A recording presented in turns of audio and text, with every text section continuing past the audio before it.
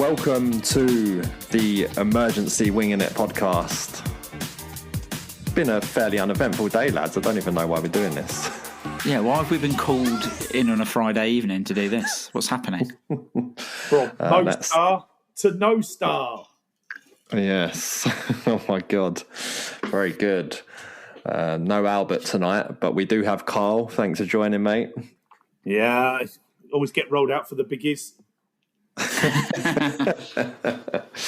Palace again, ole. So I've got a Guinness. Told you I'm just on Guinness these days. I've got a beer this week because it's been that kind of day. I'm drinking a Longboard Island Lager. What time you drinking? You must have an early set off for Sunderland tomorrow. My alarm's going off potentially with a 5, definitely with a 6. Yeah. I know it's weird. Like, obviously, I've talked about it before. I don't do Northern aways while the kids are young at the moment. But the absolute masochist in me definitely wants to go tomorrow now. I think I know of about 1,100 spare tickets going if you're interested. Yeah. Well, just thinking, it's not like this obviously isn't the worst day in the history of our club by a long stretch of imagination. But if you think the day of administration back in 2009, we went Newcastle. So this is about right, sort of the more budget version of the Northeast. Right. So first up, before we even get into it, obviously all of the news pariahs come out and you get requests to come on TV. And I had a first today, Carl. Been asked to go on GB News. You should. Now, tell me you did it. Well, it's tomorrow morning at breakfast. So I thought I've got two options here. Option one is I can go on and attempt to sabotage the show. But Doc Brown, I was speaking to him about it, Ben Bailey Smith, and he said, like, they'll just make you look like a twat. Like, there's no point doing that. So I went with the second of... Sorry, if Albert was here, he would say that's an easy thing to do. Carry on. Yeah. So the second option was basically just... I suppose I had three options. I could have just politely declined. And the third option was to tell them to go fuck themselves. Which I opted for, given the way the day was going. So I got a hello, Terence. I won't say the guy's name. GB News, the number one news channel in the UK. Now, if you're having to declare yourself as that, probably means you're not. I am a senior TV producer and would love to have you on the breakfast show tomorrow to reflect the news of both Oliver Glasner and Mark Guehi's departure from Palace. My response: I'd rather rewatch the full 90 minutes of Macclesfield away whilst repeatedly stabbing the lid of the FA Cup down my bellend and than add the remotest ounce of credibility to your poisonous pit of so-called news. Could you also politely tell whoever gave you my number to drink a glass of their own piss? Thanks. It's quite reasonable, I reckon. Nailed it.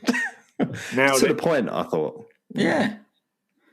And you said, please. What more could you ask for? Come on. Do you think their opening question would have been, Terence, could you please tell us, did you actually want these foreigners at your club, and are you now pleased they're leaving? Yes. Are you delighted that Ivory Coast-born Mark Guehi is departing? You've got rid of the Austrian and a black man. You must be happy. Thoughts? No, I think they're into Austrians, to be honest. Right, so there's no real plan. I haven't got a plan. I'm going to play a clip of Glasner talking about Guehi leaving. We'll talk about that. Then we'll get into the meat of Glasner talking about leaving and talk around sort of immediate term, middle, and in the future, what it means. So, first up, here's him talking about Guehi leaving. It appears that Manchester City are stepping up their interest in trying to sign Mark in this transfer window. What's your latest understanding? My latest understanding that a deal with Mark is in the final stages. I can't confirm a club because it's still not done, but in the final stages, and the result is that Mark doesn't play tomorrow for us. And how do you feel about losing your captain at this stage of the season?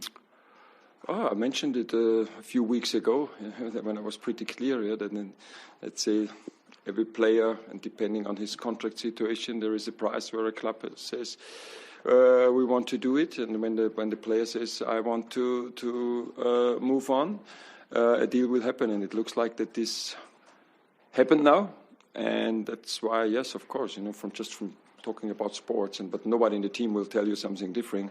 Different is everybody wanted Mark to stay forever, Crystal Palace. Captain and playing here, but reality is different. Have you spoken to Mark? How does he feel about potentially departing a football club where he's had so much success and he's been such a key figure for the club? Oh yes, I had a talk to him, but of course it stays between us, what we are talking. But I think Mark has shown it in the summer transfer window, has shown it the whole autumn season so far, that he was 100% committed to the team, to Crystal Palace, and of course I wish him all the best for the rest of his career, and he will have a great career. I think he's still at the beginning of his great career, and he will have a great future because he's a fantastic player and a fantastic guy. Does it feel like a sensible move for the football club, considering he wasn't going to sign a new contract, and for a club like Crystal Palace to lose a player like Mark Guehi for free would potentially be a problem? I think this is what, for every club, is a problem if you lose a player for free, but that's the situation. I think on the other side, also the clubs are responsible for the situations because they are paying quite high signing fees for free players. So I think every club has signed a free player. And then, you can't point with your finger on other clubs and you do the same. So I think that's just the football business where we are in. And this is what we have to accept. And if you can't find an agreement for a new deal, these things happen. Yeah, but of course, every team wants to avoid this. Have you had any assurances that you'll be able to find a replacement? Because clearly there is enough time to find a replacement in this transfer window. Yeah, we have to find, and let's see. How have the players reacted to the fact their captain's departing mid-season? It was for all of us surprisingly this morning, and we had a meeting, a normal match day meeting. I told the players, yes, we're a little bit surprised, but on the other side, I told them, we sold Michael Olise, and it was the best season in Crystal Palace history, and we lost Eberechi Eze, and we are right now 4 points better than last year. With Eberechi Eze. So we always could cope with the situation, and we will show, and it's up to us to show that we can cope with this situation again, losing Mark Guehi, and we will get somebody in. But every player who is here has our trust that he can help us winning games, and that's what everybody. And it's not a hope, because this is what everybody has shown. Of course, on the other side, you never want to lose your captain, but if these things happen, you have to cope with it. And that was really the mood at the training ground was absolutely okay.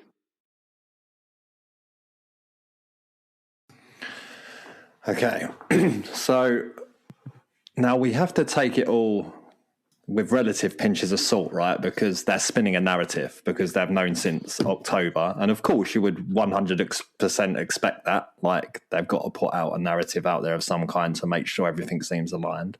So we have what we have from Glasner here around Mark Guehi.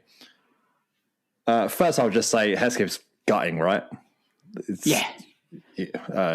Unless he was going to go and play like he did against Macclesfield for the rest of his Palace career, then I suppose it's probably a good thing. And if he plays like that for the rest of his professional career, that's fine, because then I think we're getting a lot of money for someone who's probably a 6th, 7th division player. I gutted. I love Mark Guehi. I think everyone who saw him from game one saw what a player he was, and even has exceeded expectations. playing for England. But I mean, I'm not an England watcher. I know you are, and certainly Carl is, and he's got to be one of the first names on the team sheet, and I don't think anyone can complain about that.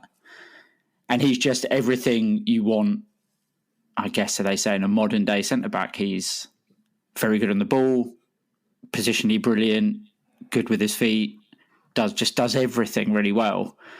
And we knew the day was going to come where he wouldn't play for Palace anymore. And I think in summer, I'd sort of, after he stayed and didn't go to Liverpool, I thought we'd have him for the whole season.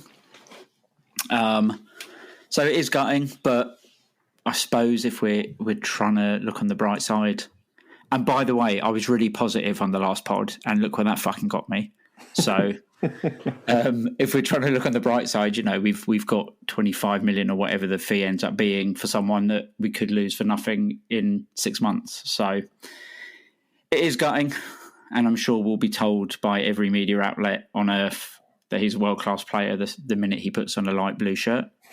But, we just have to get on with it, I suppose.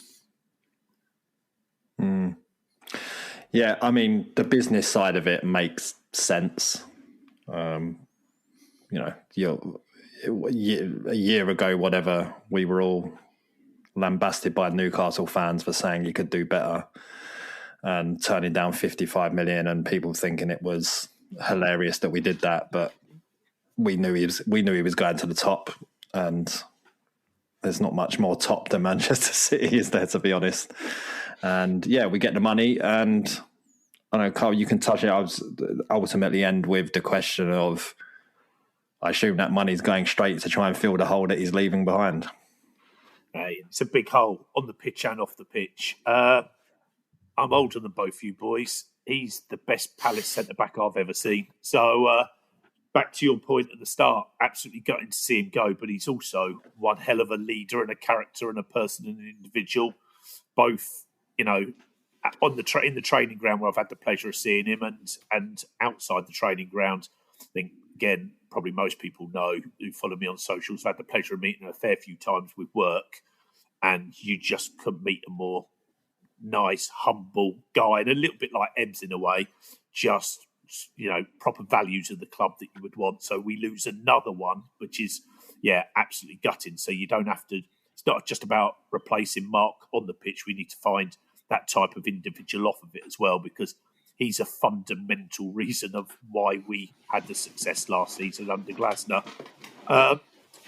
And I think, that probably sort of does start to get to a bit of, if you want some short-term optimism, this has been reminded to me by a couple of people, it's not like we haven't performed well when Mark hasn't been in the team. You think when Glasner first turned up, Mark Guehi didn't get a kick of the ball until the last day of the season, and even then he played central midfield.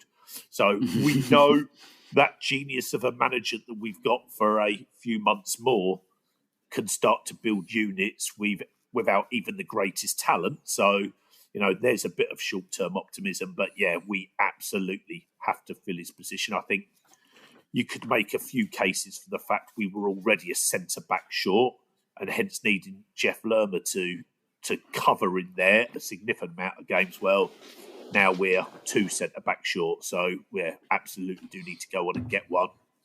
And I know the question at the interview said, I'll paraphrase it, you've got plenty of time to go find one. I can absolutely assure you, you haven't. And everybody now knows you're desperate for a centre-back. So, it's I don't think this City transfer has been absolute months in the making. I think, quite clearly their injury crisis kick-started them pursuing him heavily. I definitely know Palace's desire, at the start of the window, was that Mark would go right through and stay with us to the end of the season in an ideal world. But blimmin' heckers, the last 2 weeks, our season changed, and it's not going to be 70 games. It's not going to be 4 trophies. And by the same token, there's some performances in there that I think have got the club hierarchy scratching their heads, and hence have sanctioned this.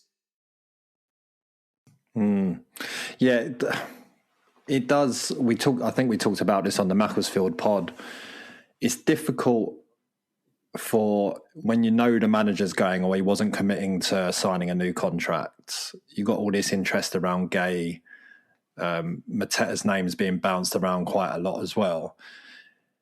It's hardly surprising things are going to pot a bit, and especially injuries. It is like a perfect storm of events, really. But fundamentally, at the core, your captain and your manager are showing no commitment to the club. It does become a bit, and it's such a shame because you don't want it to be.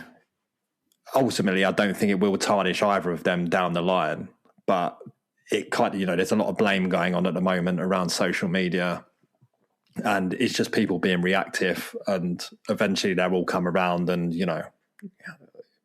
it's the price of success. Well, ultimately, what it comes down to is that, like many times, and again, under Parish, who many people want to blame, is the price of success is, he's done things a bit too soon quite a couple of times. Wasn't quite expecting to get promoted when he did. Surely probably wasn't expecting the trophy to come round as soon as it did, and then having to get into Europe. But we've shown in the past that we can feel like we're rock bottom and quite easily climb up to the next level. We've done it multiple times in the past. So I think everyone will come around and just go, water under the bridge. Dougie Freeman came back, for crying out loud. These are the sort of things that, people get over and whatever. But is there anyone we're thinking about who we might want to go and get to replace Guehi, or not replace him, I suppose? No one's going to really be able to manage that, I'd imagine. But yeah, we've got to feel it. I think we're in a combination of, this isn't about now playing football manager for who's the next 23-year-old or 22-year-old who could go on and play for 5-6 years and be the next Mark Guehi, and you could be spinning him out for big money.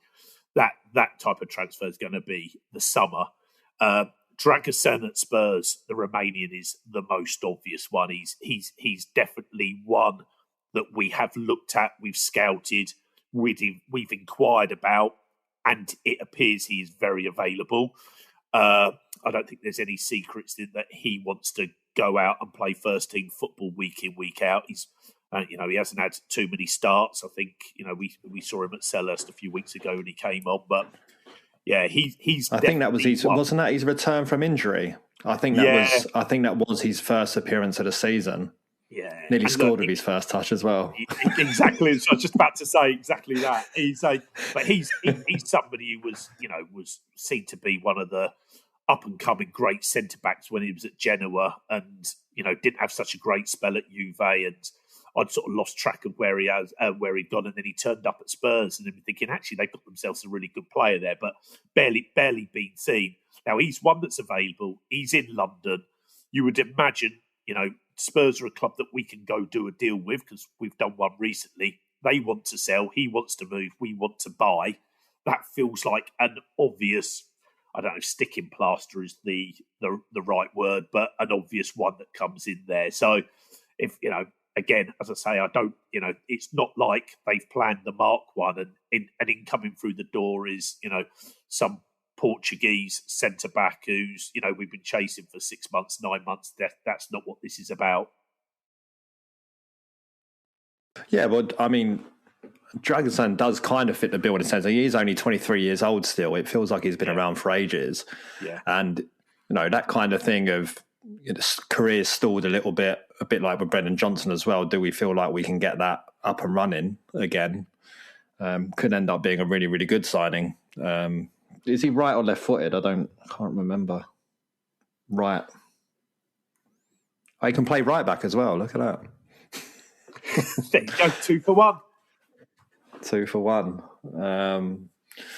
We're Britta can briefly touch on that. Danny Imre's come back from Blackpool. Blackpool are absolutely devastated. Hesketh, did you see all our responses?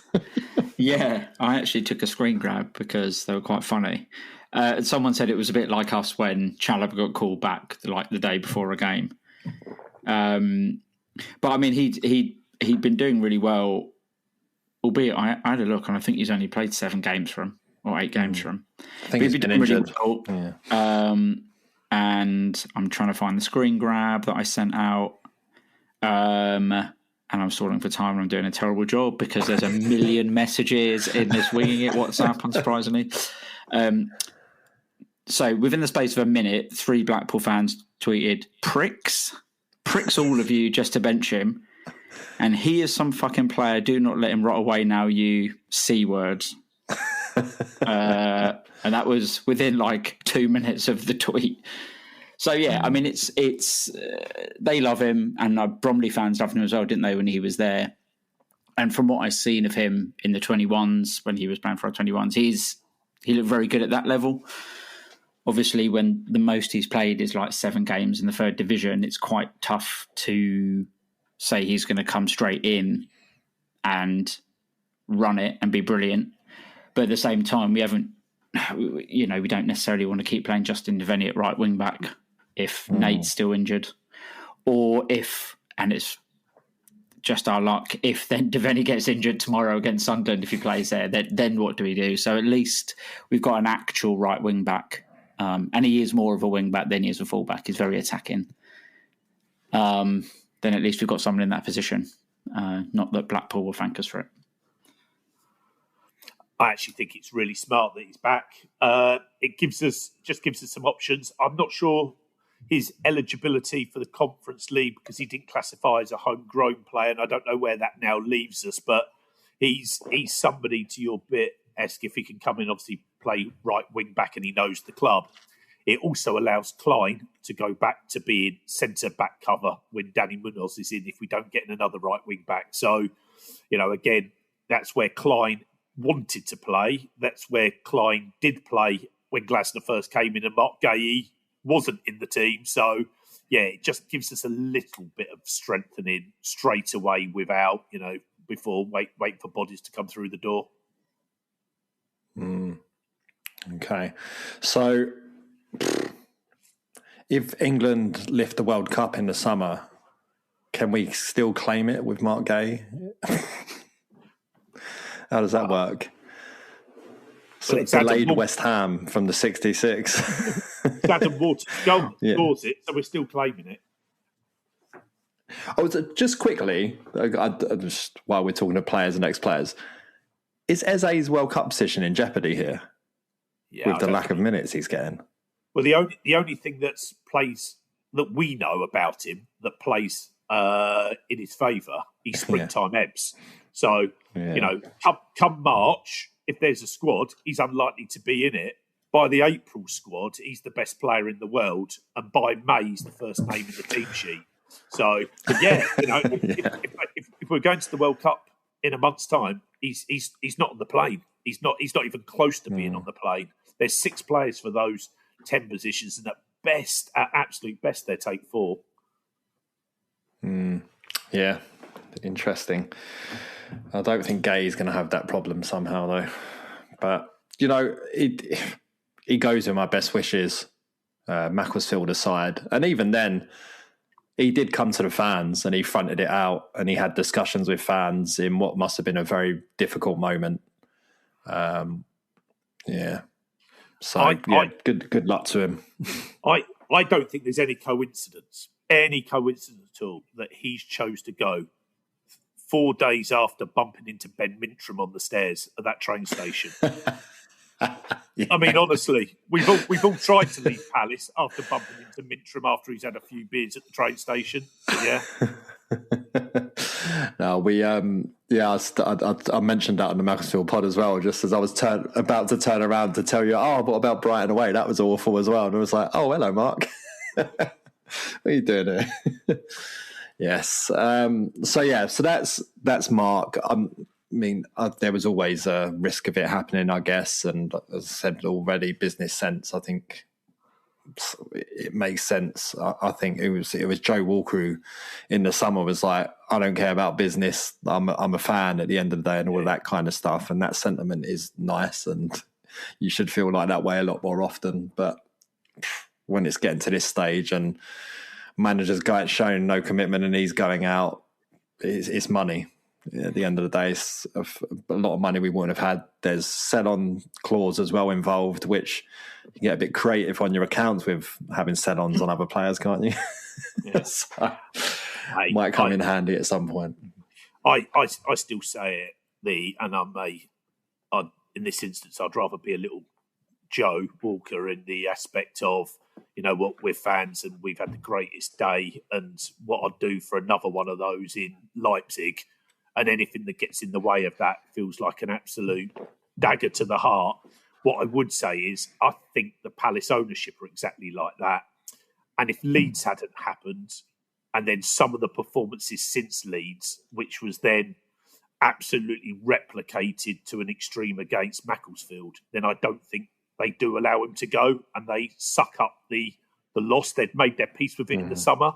They didn't fend it off in the summer to sell him in January. Just circumstances have really changed. And obviously Glasner definitely saying he's going, you know, it's a big thing to not take the money and then set your next manager up with significantly less to go spend. So, yeah, it is a bit time to be a little bit more sensible. Yeah, right. Okay. Let's listen to what Glasner had to say about his own career or future. And finally from me, what impact, if any, will Mark being allowed to leave in this window have on what you decide to do at the end of the season with your contract? Has zero impact because my decision has already been taken months ago. I had a meeting with Steve in October, international break. We had dinner, very long talk, and I told him that I will not sign a new contract for Crystal Palace. We agreed at that time that it's the best to keep it between us, and I think this is how confidential we work together, that we could keep it between us for 3 months in the football times where we are in. I told the team today the same, because I think it's important to have clarity. You know, and I don't want to have this question and the players and what's going on, and we had a very busy schedule, and we thought about, and again that's why we didn't want to tell it, because we want the same. Steve and me, we want the best for Crystal Palace. So Steve has no ego for himself, and Oliver Glasner has no ego for himself. What's best for him as a person? So we want the best for Crystal Palace, and we think now it's important to have clarity on both sides. I think this is what the players deserve. This, I think, is what every staff member deserves, and I think this is what our fans deserve, and that's why I tell it today. Considering the amazing success you've had at Crystal Palace, why do you not want to continue your work here? I told Steve, and I'm just looking for a new challenge, and it's my feeling after everything. And again, that's why I told him in October, so it's nothing to do with the transfer window, and it's nothing. So all these rumors, and I hate if something is written or told that's not true, and it was really tough for me not to respond. And so it's nothing to do. We have a great relationship, and we're really always talking what's the best for Crystal Palace. And the reason is just for me, I'm looking for a new challenge. I haven't spoken to any other club, no interest, and I told the players, and I promised them today that I will give my best to play the best ever season in Crystal Palace history, to break the points record of last season. So we are now 4 points better than last year we were at this stage of the season. And we will do everything to bring another trophy back to Selhurst Park. We got the draw today. We will play Mostar from Bosnia in the knockout stage, in the qualification round in the Conference League. I had a look at the tree, the bracket. The bracket. So will be quite interesting. We can play Strasbourg, Alkmaar, Vallecano, Fiorentina. They're all in our line, and but we will do our best, every single one. Oliver Glasner has no chance to achieve this alone. No way, told the players. I think for the players alone it's tough, but together it's possible, and that's what I will do. Everything that we will bring another trophy to Selhurst, and again, playing the best Premier League season ever. So a lot to do.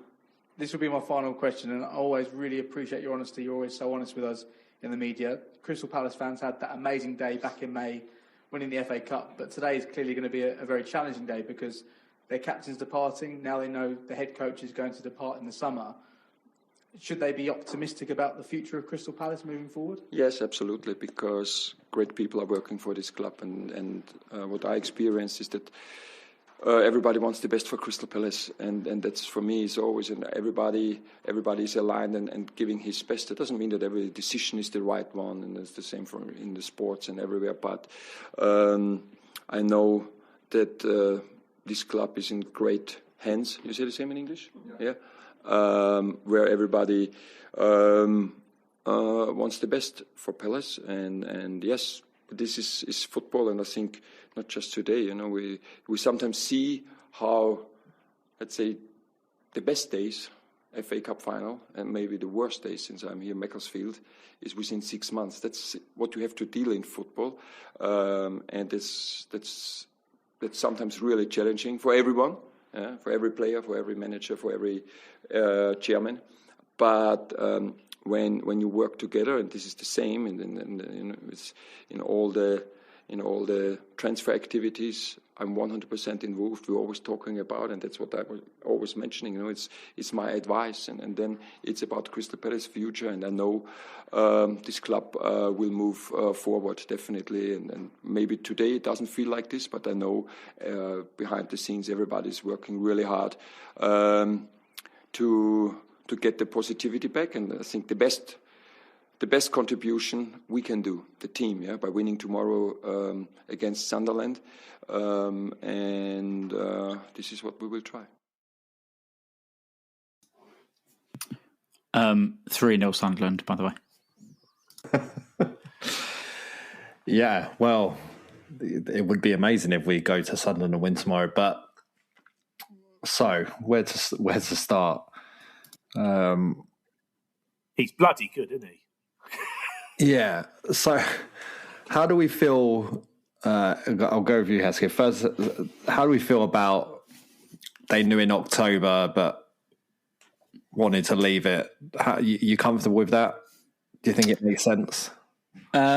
Interestingly, this was the first time I'd heard the press conference, because just as it was happening, I was going into a fucking meeting at work, which was awful timing. Never mind October.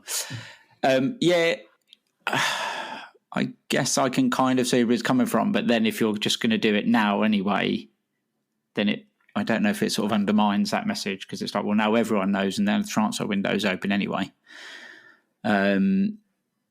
By the sounds of it, they both agreed it, and I guess that's why they've done it. But it will be interesting to see how that affects players from now on.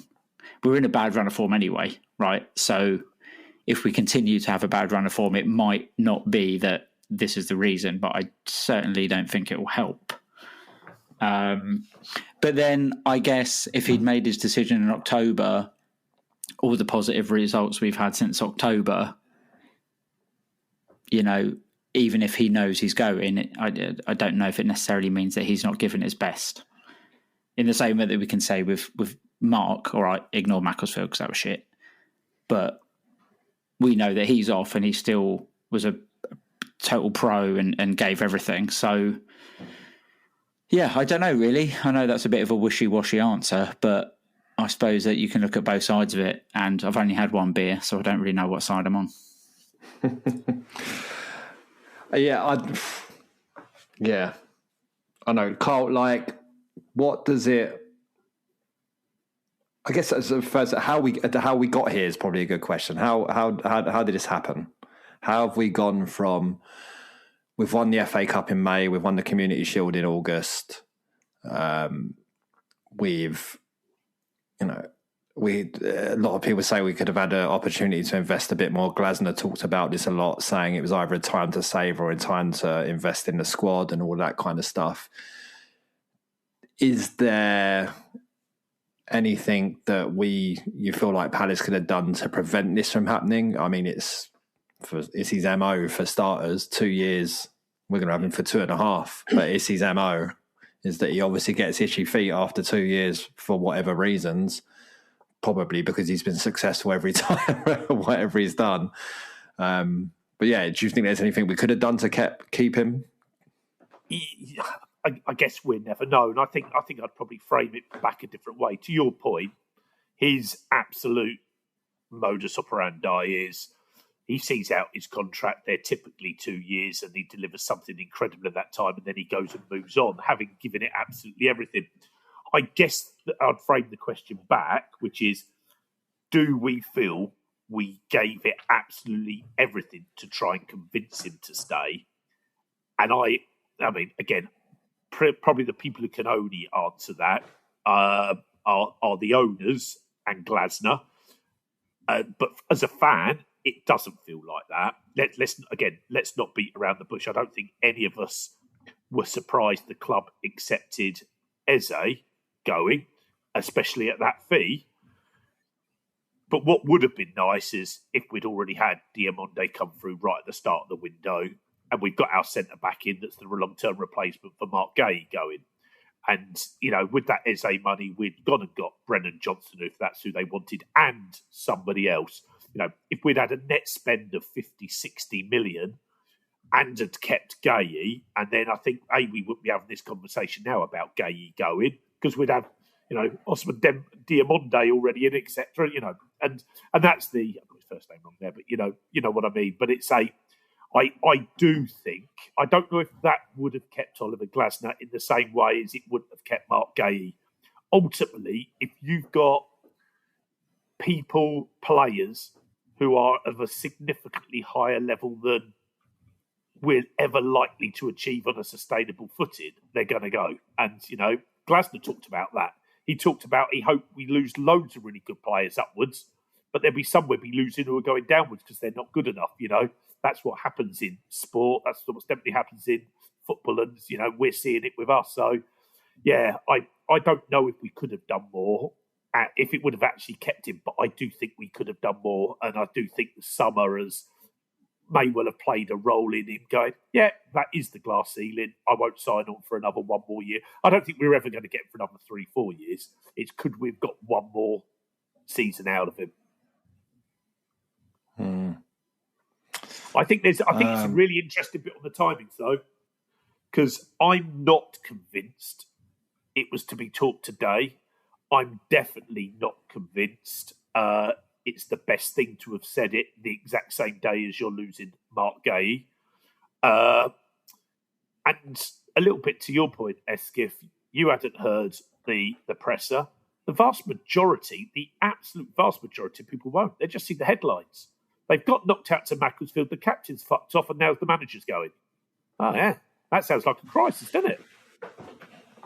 And actually, if you listen to everything behind it, where are the surprises there? We knew Mark Guehi wasn't going to sign, and there was every chance the manager wasn't going to go sign.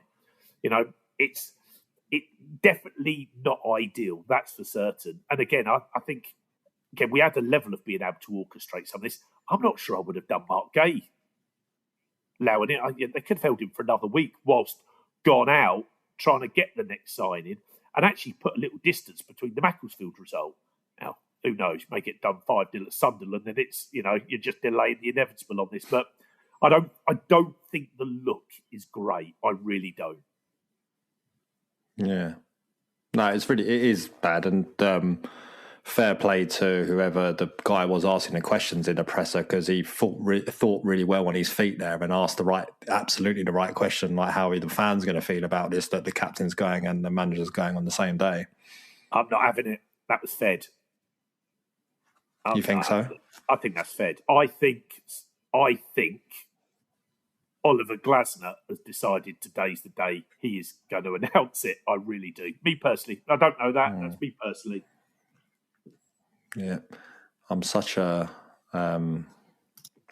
straight down the line guy, I just assume everything I see is real. Well, completely unrelated. I did just get a message from Cameron on Instagram saying, I saw Roy and Ray in Beckenham earlier. Anything to read into that? Was Ray wearing shorts? I mean, almost definitely. I'll confirm. Was Ray wearing shorts? We are cooking again, guys. Yeah. Yeah. Okay. So, for what it's worth, I think I had a long chat with Florian about this. You remember we've had him on the pod a couple of times in the past, German correspondent. he said, like I'd expect him to be there a couple of years and then he'll just move on again. And I think you just see it. He's done it every time. Wolfsburg, he did it. Had an outstanding season with Wolfsburg, a couple of seasons with Wolfsburg. Goes to Frankfurt, wins the Europa League with Frankfurt. I think he either has a inherent fear of continued success, or just perhaps he believes he can't do it, and maybe he's just got to the stage where he's like, now I need a bigger club. I need to go to an absolute juggernaut of a club and challenge himself to see if he can do things differently, because the ilk of club he's been at has always been a Crystal Palace type club. I mean, Frankfurt are obviously a massive club historically, but were pretty much in the doldrums when he took over, and not what we're still trying to build back to what they once were. And now, he hasn't spoke about his future, but the Man United job's going to be out there. Is that something he could do? For some reason, I think he's going Spurs. I don't know why I've got that in my head, but a bigger type of club that still needs more success. Maybe that's the next step up for him, and there should be a good old transfer kitty in the background somewhere hiding in that stadium that one day maybe they'll release. But who knows? Hesketh? Yeah. Yes. Is any of this for you going to tarnish Glasner in any way, shape or form? No. It's not. I get everything. Like, I agree with the stuff you and Carl said there, and it isn't ideal, and all of the rest of it. But we won the fucking FA Cup. Like, I know I said it in the Macclesfield pod, where I was like, that sort of helped me get over losing to Macclesfield. It wasn't that long ago. Like, that's not gonna. I mean, it will never leave us, obviously, because it is a historic thing. But like, I'm still in the glow of that cup. We've played some of the best football I've ever seen a Palace team play.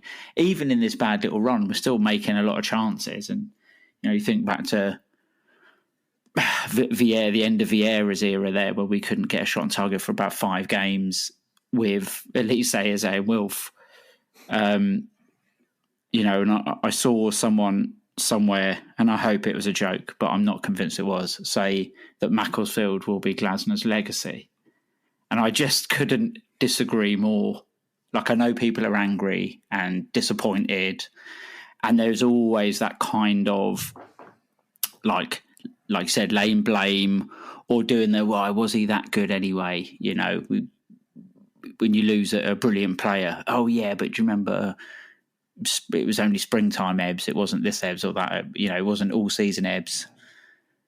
There's always an element of that in the fan base, and I think obviously social media and people having negative and moany opinions are the ones who speak the loudest, aren't they? If you're content and you're happy, you don't really need to go on Instagram or Twitter or whatever to talk about it. So you're sort of surrounded by some pretty negative stuff, and I think in terms of what Glasner's done for us, I don't really want to hear any of the negative stuff. I get that you can be pissed off that he's said this halfway through a season. I get that you can be pissed off that he's leaving, but he won us the FA Cup, man. That's the best day of my life. So that's it. That's a full stop for me. I don't think I'll ever consider him as anything other than a legend. Of course. I mean, I always think back. I remember a game turning to my dad and being like, I will never sing another manager's name, Red and Blue Army, whoever's insert name here, Red and Blue Army, after Steve Coppell. And that's obviously not been the case. So you get over things. But in terms of legacy, is there a scenario, Carl, where he doesn't see out the season? Whether because we just go gardening leave, or because, form continues to be so bad, he can't pick the players up. They don't respond to him. They don't want to play for him anymore. What do you reckon? Well, I've said it, I don't know how many times on the pod over the years.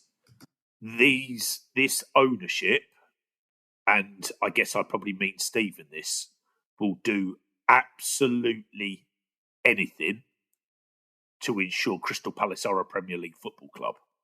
Absolutely anything. There is, this, for all of the, the fan base has got bigger and this and that and all of that. The model only stands up when you've got a full stadium and you've got the 120, 130 million TV money. So if there was a scenario whereby we lost the next 7 and we get Leeds-esque type performances, any manager who was managing Crystal Palace will be going. But I don't think that's the case anyway. So, look, Palace have no intentions. I've not spoke with Steve since this happened, but Palace have absolutely no intentions of parting ways with Ollie Glasner. They'd be sat there going, all right, then what now gives us the best chance of you going out, lifting the trophy in Leipzig? And, the debate will be, was it winning the European trophy or the FA Cup? Your single biggest achievement at Palace. So that's where their mindset will be. They'll be wired forward. And yeah, I think that's exactly what the thought process will be about, setting him up for success for the next 6 months, not about you're under pressure and can you motivate, can you energise. I mean, what's for certain, Munoz back, Sarr back, Lerma back, Mateta having had a couple of weeks off and the knee holding out, hopefully 1 or 2 more signings in through the door will boost us. And a little bit to Hesketh's point, Leeds and Macclesfield aside, we haven't been that far off. I mean, I remember coming on the pod not long after when we reviewed the 27 games in one show, and we talked about the Man City and how well we played against City and how, we created chances and just couldn't quite score. That feels like a lifetime ago. It wasn't that long ago, and yeah, I'm rather hoping give it 2 weeks and we'll be back to winning football games again, and then the world will look a better place. Yeah, absolutely, and setting them up for success is absolutely the right way we have to approach it, because winning the Conference League obviously then comes with a Europa League spot, which then any manager you're trying to bring in, your caliber of manager, you can be aiming higher in that sense. I mean, I shared a stat thing with you the other day about dribbling, about how we don't dribble anymore. We've completed the fewest dribbles in the Premier League this season. Second bottom on that list was Sunderland. So should we be going after their manager? Yes, is a good yes. From what I've seen, yes. And can we have their sporting director as well? Yes. Okay. But so, that does bring up a really good point, though, Terence. We are going to invest in some players. Who are we now buying for? The model, this manager who definitely wanted something slightly different than our normal way of operating, or are we buying for the next manager? Now, in light of the next manager isn't appointed, like one assumes it's going to be somewhere between what currently Oliver Glasner needs, but, quite clearly you wouldn't turn up with the next Romain Essay because he wouldn't get a game for the next 6 months. So, yeah, it does make it a more challenging next 6 months. And further to that, you were talking about Sunderland sporting director. We know we've got Matt Hobbs working for us apparently on a sort of shortish term thing, unless that's changed. Is he someone who's going to stick around to pinpoint these players and buy them in? Because obviously when we had Friedman, like you said, it's the club are buying it for the club, and the managers changed and the types of manager changed.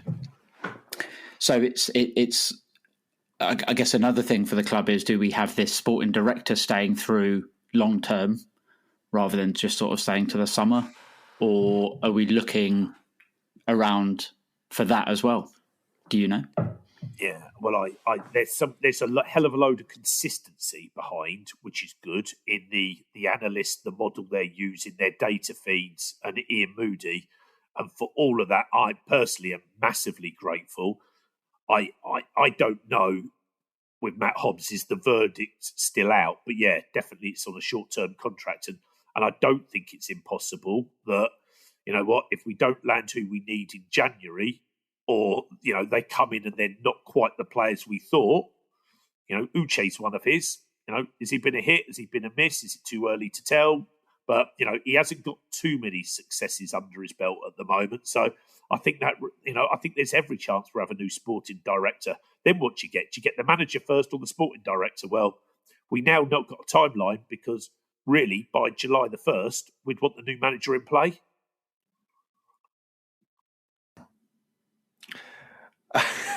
We've notoriously been really good at getting managers in sharpish. Spread bet. We've got a long run up here. August the 4th I'm going for. Oh my God. So yeah, any manager names are all the usual suspects on the list for the bookies out there? Anyone you fancy? Can I move the bookies odds? I haven't seen the bookies list, and I don't do social media apart from my own Instagram, so I don't see anybody else's. I'm going Roger Schmidt. Has his name been mentioned anywhere? Yeah, I'm going Roger Schmidt. That I've seen. There you go.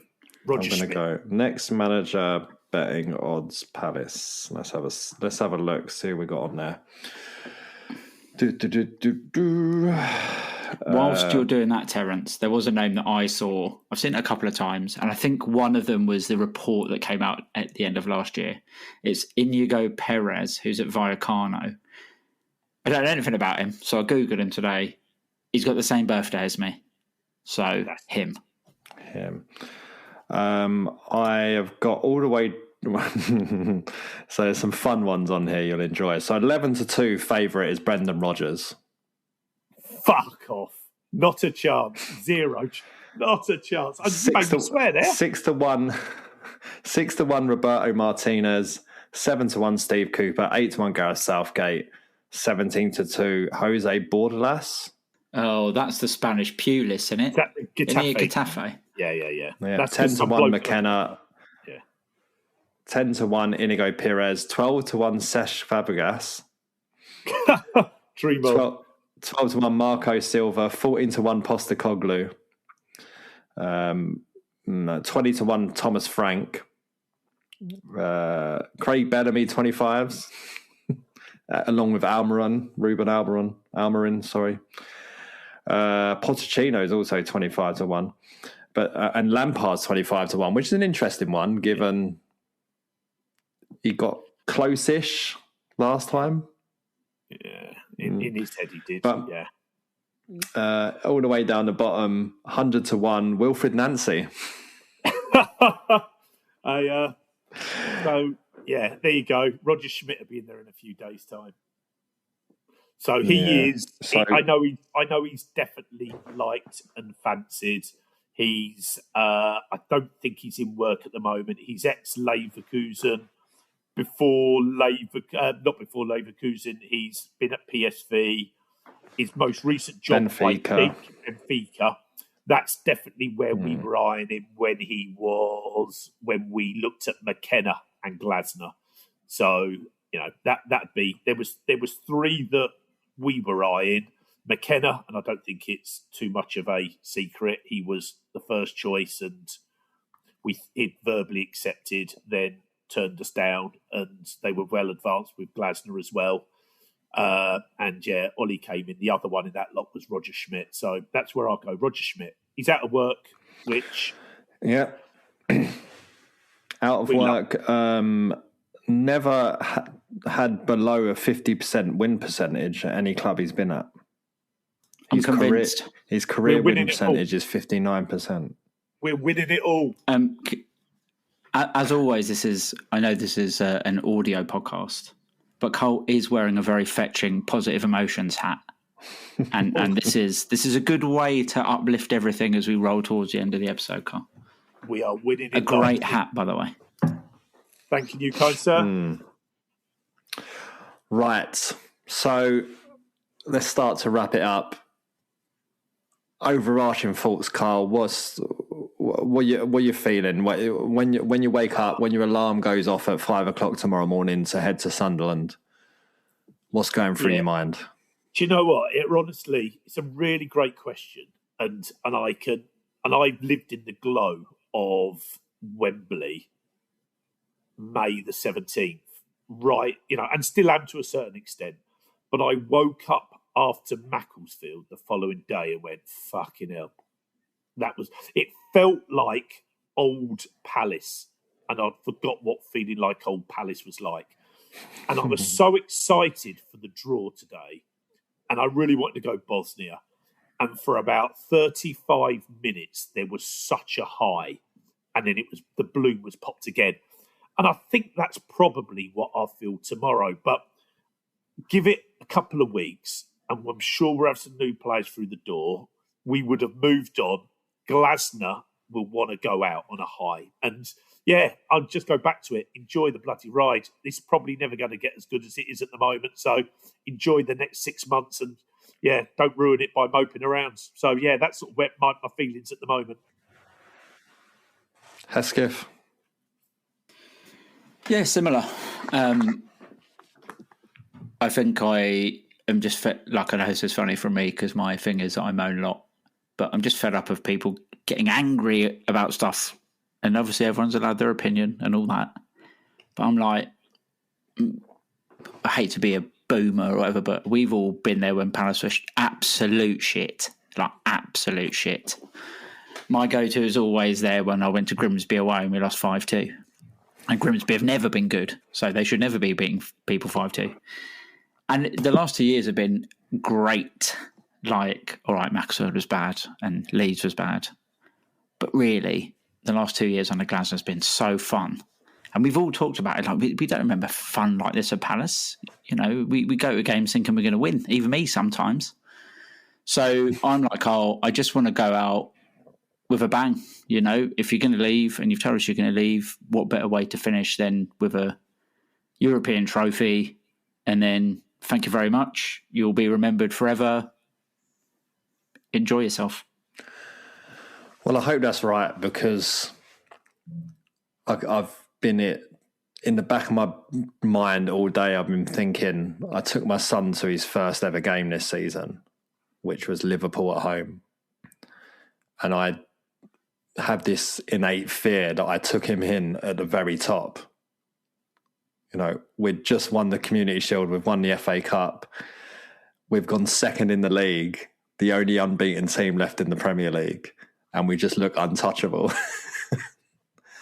And he's just never going to know it that good, ever. Because he probably won't remember because he was 3 at the game. So hopefully he will, he will see us lift the Conference League at the end of the season, which is bollocks that we've ended up in that half of the draw, by the way. Because it's where all the clubs are. But hey, the only question I have to leave you with is who's going to be out Knowlesy at Alkmaar in the semi-final? I mean, surely they can't get that wrong again at that stadium. It's around. But no, look, thanks for coming on, guys, at short notice and chatting through about it. It's obviously a difficult day, but as Glasner said himself, the club's in good hands with people behind, and it's his decision. It's not like the club. Obviously, he's got itchy feet syndrome after 2 years all the time, and he's just moving on. And many times, as I've said in the past, we've managed to continue to kick on in the last 10 years, 12 years, whatever it is, since we've been in the Premier League. Still there. Will be, because I think we've already got enough points, haven't we? It's going to be hard to get relegated with the amount of points we've got this season. But no. Yeah. on to Mostar. Can't wait. Bring it on. Gonna get some lovely moonlit pictures on the rickety bridge. And we'll end on not spare a thought. I just imagine Aston Villa fans are rejoicing right now. Because the curse is probably over for them. No, anyway, on to Sunderland. Fair play to anyone who's on the train or in a car listening to this going up to Sunderland on Saturday. Well done. Carl, enjoy it. Sorry that alarm's going to be so early for you.